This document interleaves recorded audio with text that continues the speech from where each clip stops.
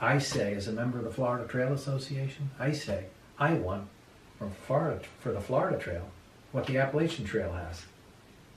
Very simple. I want a continuous footpath. When a person puts on a backpack and starts off on a beautiful trail like Big Cypress, Ocala National Forest, banks of the Swanee River, they don't want to come up to a spot where it says the trail is closed. We don't want that. And so I formed just a few years ago Hiking Trails for America and Friends of the Florida Trail, two nonprofits that are working hand in hand with this objective: close the gaps in our National Scenic Trails. That's our mission. This is a good time to be talking about hiking trails in America, because next year, 2018, is the 50th anniversary of the 1968 National Trail Systems Act. This is the only time Congress actually did something wonderful for trails. This act served two purposes.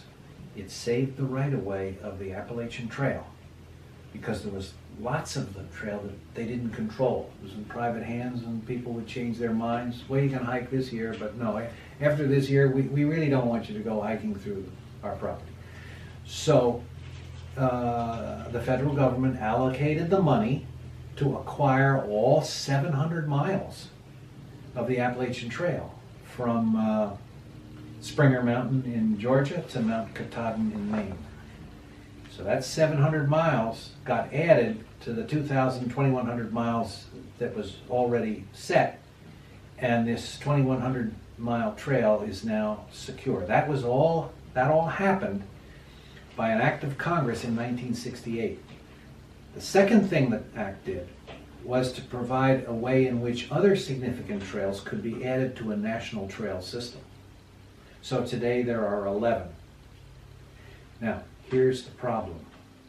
Only the Appalachian Trail has a safe and continuous right-of-way from one end to the other.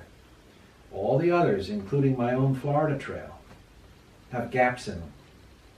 The Florida Trail is supposed to be a continuous footpath from the Big Cypress all the way up to Fort Pickens in Gulf Islands National Seashore. 1,300 miles. We're missing 300 miles. So if you want to walk the length of the Florida Trail, you're going to spend 300 miles on roads. And that's not what hikers prefer to do. That's not what Congress had in mind.